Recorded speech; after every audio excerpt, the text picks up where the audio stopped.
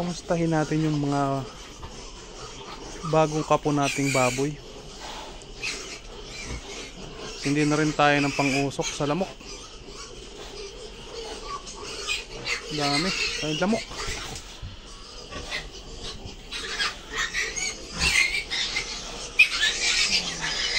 Guys, kung wala pala kayong kung wala kayong itlog ng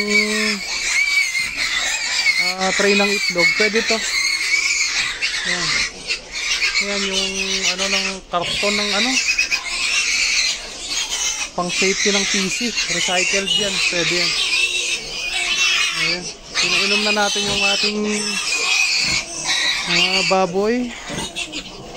Guys, mga bagong kapon yan. Bagong kapon yan. Tanggalan na ng itlog. Kakapon lang yan kahapon. O yan, malalakas na ulit sila.